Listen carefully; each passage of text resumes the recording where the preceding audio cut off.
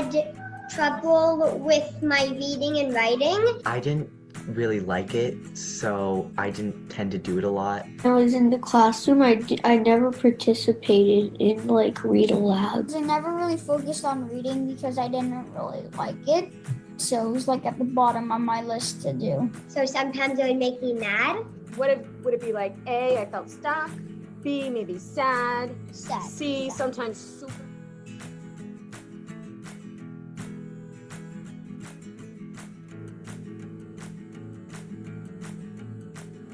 How I felt about LearnUP after my first class, I really enjoyed it. It helps you read and it's fun. Kind of gets fun. It's hard at the beginning, but then it gets easier, and it's fun. You would be able to do it just as good as anybody else, maybe even better. Gives your children more of the world. LearnUP.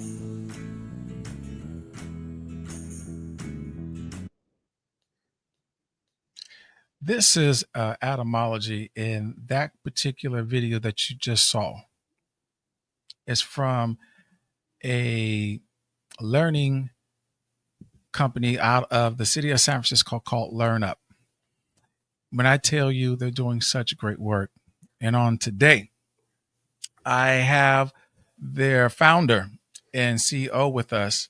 He's going to share, and I want everyone to really listen and take down his information, learn about the program, get your kids involved in this, and let's really support him as he's helping our kids to learn and read.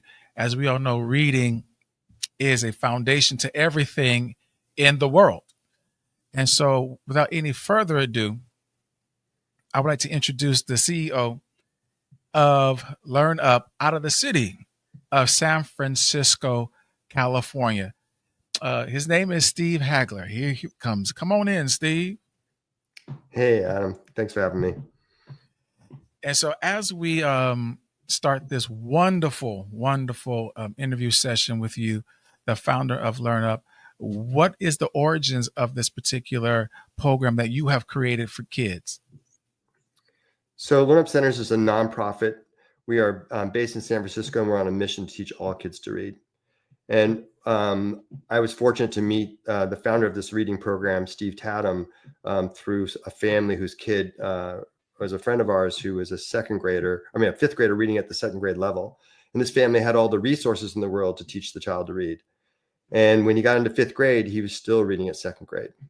And when he hit Steve at the Stern School, he became a reader in a year. He went from second grade to high school in a year. And the family was like, wait a second, what did you do to our kid?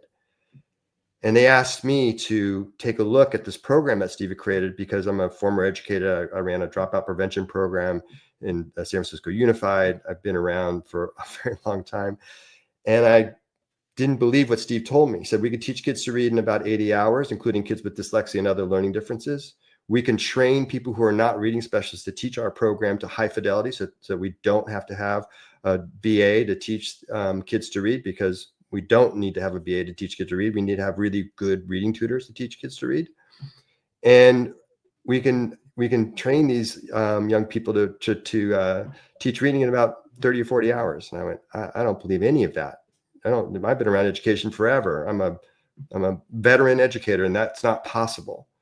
And so he said, let's set up a pilot. So the Rigos, who were the founding people whose kid was not able to read, they said, okay, we'll start a little foundation and help this go.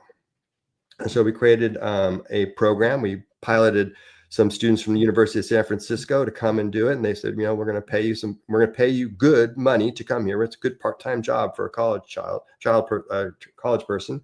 And we trained them, and sure enough, we put these young undergraduates in front of students, and they taught these kids to read.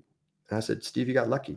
And so we've been getting lucky for the last 7 years. And what it is that we know how to teach kids to read. We have a great program. It's fast. We can teach a kid to read in about to get to independent reading level in about 60 to 80 hours. Now they got to go more. They got to learn more, but that's enough to get them into working on vocabulary and working on their background knowledge and their language knowledge, but the reading skills piece we can get done. And we can train anybody to do this work. So it offers us the opportunity to spread really strong reading pedagogy with a really strong training methodology with an approach that actually teaches kids to read of all backgrounds and learning styles. I'm glad you mentioned a little bit about your history and education. Can you share a little bit more about your origins in the Mine? educational field? Sure. So I have my credentialing was in San Francisco State, master's in education. I started teaching in the San Francisco Unified as a long-term sub, eventually got a position at Galileo High School back in the day. I was teaching English as a second language and liked it a lot, but did a lot of experientially based teaching of languages or English. And then I got into working in experiential education and started a program that took kids into the wilderness for 10 days because we thought that kids who were not doing well didn't have the grit and determination that they needed. And it's true, grit and determination is really important. The kids I was seeing had 1.2 GPAs. They had 90 days of absences in the semester prior coming to us. Basically, these children were on their dropout track. And we said, okay, we're going to put you in a program that's going to get you off campus, get you interested, have you do some hard things, go out in the wilderness for 10 days. You have to pack all your own food, got to pack it around the wilderness. You know, and these are urban kids who have not been very far from home. And we took them up into this High Sierra and down to the Ventana Wilderness. They ran a ropes course. We ran the first habitat restoration projects out at the Presidio National Park. We did a 3-week job shadow, anything to get kids going. And we had good success. We actually saw kids go back into the regular system and graduate. We saw kids go into training programs, get their GED, and we reduced the dropout rate. Awesome. Great program, 15 years. Fast forward, I left education, went into philanthropy, did some work in getting money into getting kids outdoors because that was my passion. And then this opportunity to work with the Rigos and start this foundation came along. And what I realized is I didn't know much about reading. I was a whole language person. I was all about personification of the pencil and those sorts of things.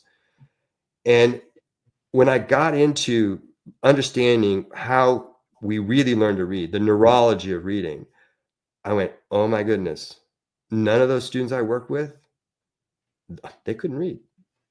The reason they were in my program is because they didn't catch the reading when they were younger.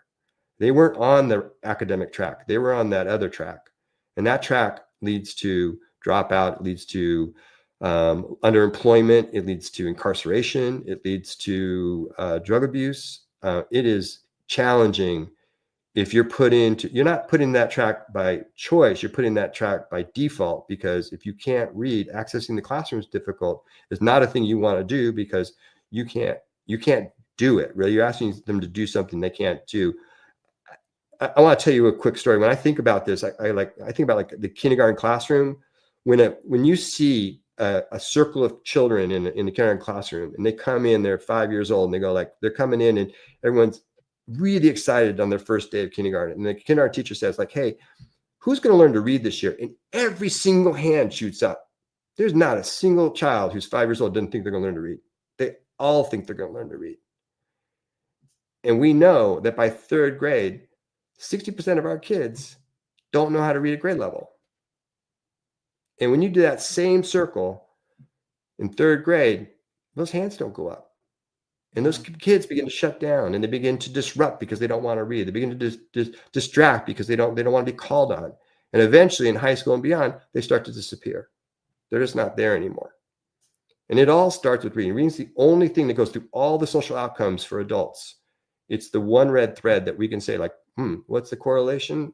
It's a pretty hard correlation between being able to read at grade level and good outcomes. It doesn't mean they're going to be able to do everything, but it gives them the option to stay in it.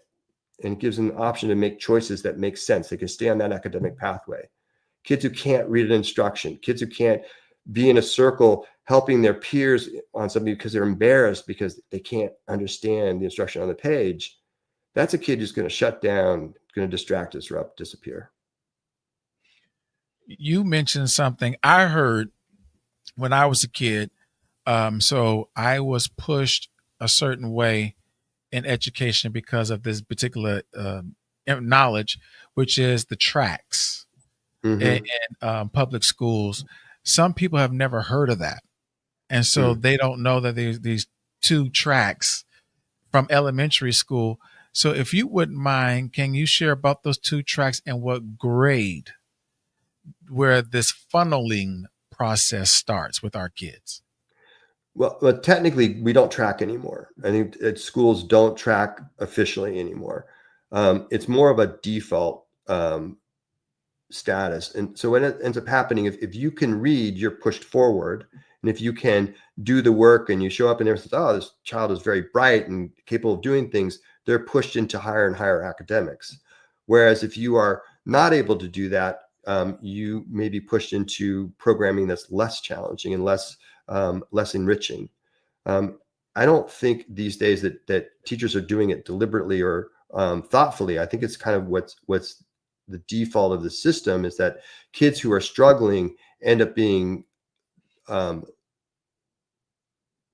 tested and looked into for being part of special education, because they might need something. They might need some extra help, which is all good. That's what special education should do. And that's what intervention should do. They should help kids who need the help. But if they get stuck in there, then they're put onto a level that they never can get out of. They're just kind of stuck in. I mean, tracking might be a strong word, but that's the pathway they're on.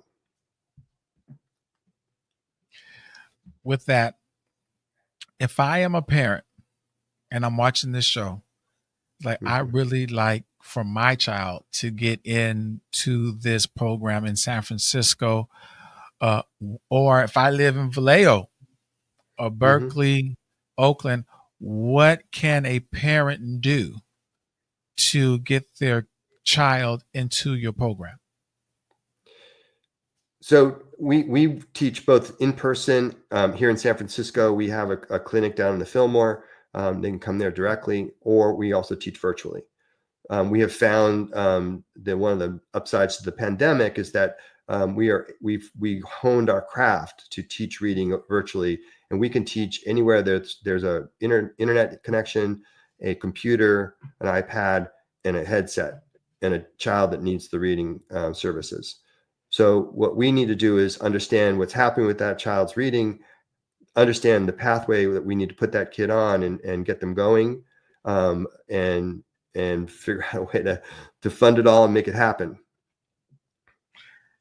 And I want to say this, because I did not say this on the beginning of the show. Congratulations. I met Steve at the NBA All-Star Weekend Gospel Celebration, where he was being honored for the work he is doing right now. And so this is a person who is in the community. He's also being honored by different organizations for his awesome work that he's doing. And so with that being said, what are some items of support that you would like to receive from the community or from any type of business? What type of support would you like to garner? You went straight there, Adam. I appreciate that. Look, when kids are behind in reading, it's expensive to catch them up, because you're now playing catch up, and you have to train tutors, and you need to provide the services. It's all about funding at the end of the day. We can train as many people as we can possibly get in the door. We can teach as many kids as are out there that need help, but it is a money game at the end of the day. So we need support in funding great programs. We need support in helping those families who cannot afford to do the tutoring, to be underwritten by generous donors, and that's how LearnUP is what we call a dual enterprise. We ask the families who can afford to pay, and we use that funding to help underwrite those families who otherwise couldn't afford to pay. And then we connect with CBOs and nonprofits such as the Boys and Girls Club in San Francisco. We're working with the Rock program in Visitation Valley, and push in programming to where kids are spending their time. And these are the same kids who are struggling in schools that we work with, but they're getting their services in that kind of 7th hour of the day in the after school program or before school. So there's a couple ways you can do it. You can help fund, you can help create programs and find ways to bring kids together and work with organizations in your community to bring in LearnUP centers, or we can help you train people inside your community to teach some of this work that we do. I know with Believe Radio, I'm going to probably collaborate with you and do something and get you some more support. Yeah, because you're doing a great work. Hey, look, it is all about our kids. You know, at the end of the day, and it's about kids of all ages too. You know, there's a tendency like, well, we got to get them when they're 5 and 6. Like, no, we can get them when they're 15, 16, 17 and beyond. We can do adults. We can do everybody. Reading is a process. I mean, your audience should know that reading does not come naturally. We're all born ready to speak, but we're not all born at all ready to read. In fact, you can think about it. None of us are born ready to read, and we all have to learn. And so how we learn is the important part. And the programs that we're doing, it's fast. It's not boring. It's engaging. They're working in books. It is a super well-designed program. And so it's accessible to kids and they can see themselves inside it. And we're writing materials for our very diverse group of kids that we're working with. And we're reaching out into communities that, you know, might struggle to bring resources like this to their kids, but everyone deserves to learn how to read. You said something literally a couple seconds ago I've never heard in my whole life. Reading is not organic. No, sir. It's not. I have never heard that before. Right. Let's talk about reading for a second. Yeah. Really? All right. So when you think about it, you communities talk all the time. There's not a baby in the world that is not communicating with their parents and their aunts, uncles, the families around. There's a ton of communication. So even our kids who don't know how to read, they're talking all the time. They have a lot of vocabulary. They have a lot of understanding. And reading is just a representation of language. If we wrote things in a way in which our kids could understand it, they could probably read easier. But they have to, you know, we were talking earlier about the kinds of languages we're talking about. If you come from an African-American background, or if you come from maybe you're an immigrant and you're speaking a first language is different, your coding is different than the coding we're using in academics. And so you have to learn that code.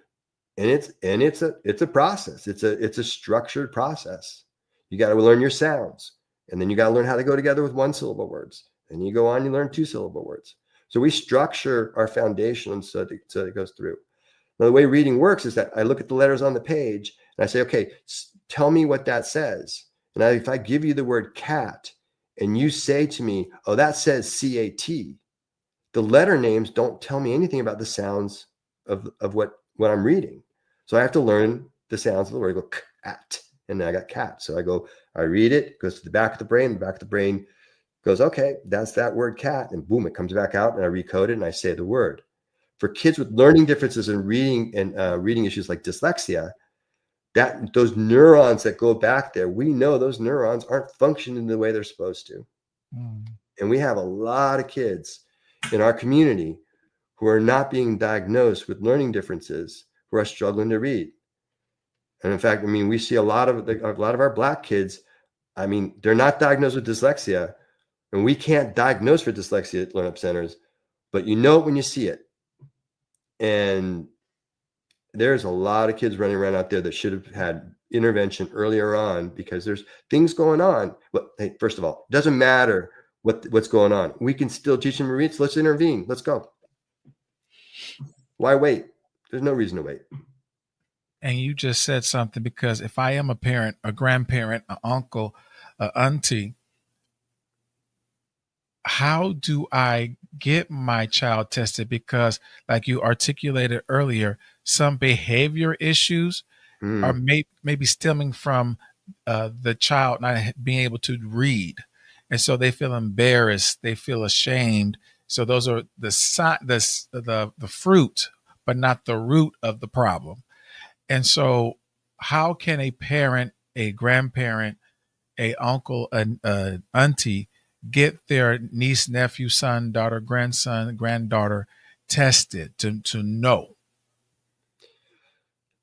That's a big question, right? Yes. So one of the things that we can do to help that LearnUp Centers, we offer a free reading assessment. Now, we're not assessing all of the reading issues that are going on with a kid, but we can tell you where they are in the reading spectrum. I talked about this spectrum of from sound all the way through to fluent reading. We can help them understand where they are on that process and whether or not they need reading intervention or not, or reading help or not. For somebody who's having true reading issues, that's usually a school-based question, and you can request from the school that they assess your child for a learning difference or for something that's going on with their reading. Now, I'm a big believer that the parents and the family know and they understand, they're seeing inside their kids something that's not right. They're going like, there's something up with my child. They're not getting it, right? And it's particularly if they have, you see some families where the two older children have learned to read and the younger, the third child is not getting it. And you're like going, okay, that's not an environment, because the environment taught the first two kids to read. That's something going on with that kid. That kid's not getting it. They're not learning the code. They're not absorbing it. So something's happening either with that kid has some sort of learning differences happening, or they're maybe not being taught in a way that works. Maybe the kind of educational curriculum that's being presented doesn't work with that kid, and they need something different to make that reading click. We know there's a solution out there. We know we can do it. The question is helping those families navigate that system to get the interventions they need. I think that was something I probably would hear somebody ask me a question about your program, like how do I test my kid? Because I think I'm not sure, but I want to test them to see if they are having this problem. So what are the tools? What can I do? So thank you for sharing that. As we are coming to a close, I definitely would love for you to share.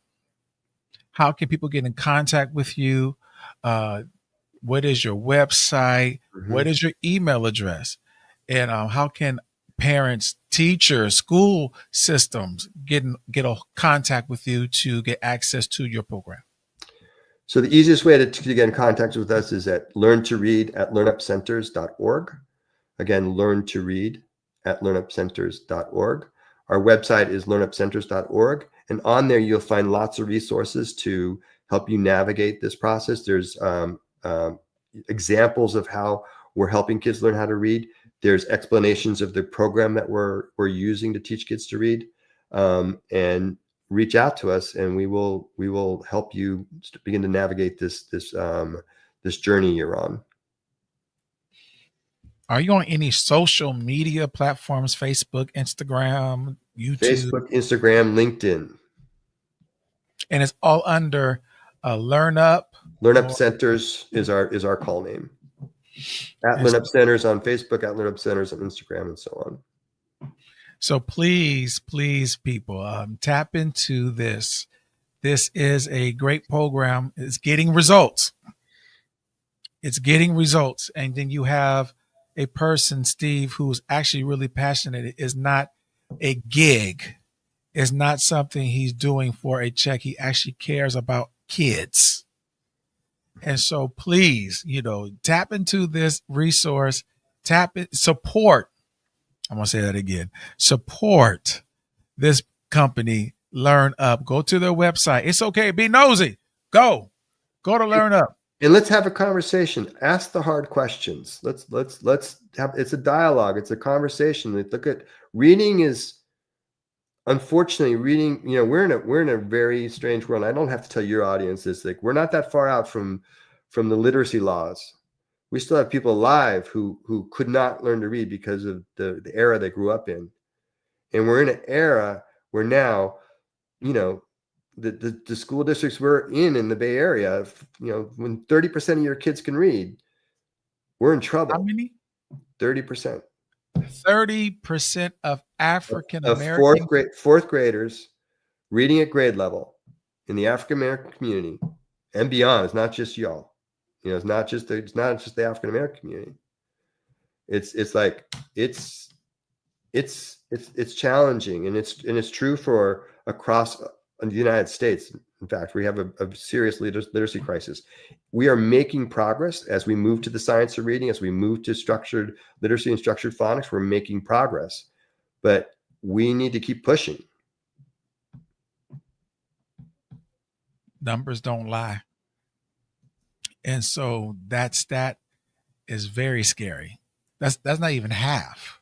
That's underneath half of the percent. Right. And half wouldn't be okay. Like when I watch, I mean, I'm sorry, but when I watch, I look at a test scores and I say, like, we made three months progress on, 80% of our kids made progress. Great. 80% made progress. That's awesome. Everyone's happy. And I'm always like, well, what about the 20%? Who are those kids? I know who those kids are. Those are our kids. Those are the kids that we see, that we teach to read. Because they're the ones that are struggling the most. And I tell you, those kids are brilliant. They are so smart. They can't read very well, but they are amazing children. And as adults, they're the ones who they think that, somewhere in some 40 to 60% of the unicorn companies in the Silicon Valley are run by dyslexics. They struggle to read, but they're visionaries and they see things and they're able to solve problems that no one else can solve. They can solve a problem before they know what the answer is, before they know what the question is. They're like off the charts. And when you see that brilliance in our kids too, you see the wordplay, the interactions, the social ability, the strengths they have, the art, the music. They're great at many things. And that asset is great, but we got to get them through the schooling. You know what? Thank you for sharing your time here at Elevated Voices, sharing your company and what your company is doing, your nonprofit. Again, this is LearnUP Centers based in the San Francisco community in the Fillmore district on Fillmore. Mm-hmm. And so please take advantage of this wonderful resource for our youth, our kids here in the city of San Francisco, and hopefully those who do not live in San Francisco, you also can tap into this virtually. Mm-hmm. And so, and if you would like that, I think you probably could talk to your superintendent to see if you get this program. Yeah, listen to Etymology. Listen, if you get this this program in your school district for an after school program or before school program, or during school, we'll go anywhere, anytime, any place. You tell us where you want us to be, we'll figure out how to get there. Yeah, this is really, really wonderful. Thank you. Thank you again for your time. And so this is Etymology here at Believe Radio. Thank you for joining us. Hopefully you received something from this, learned something from this, and you will tap into this resource. LearnUP Centers based out of San Francisco, California. It is here for you. It's here for your kids. Let's go higher. Let's elevate ourselves. And so thank you again. And this is Etymology on Elevated Voices. I'll see you later.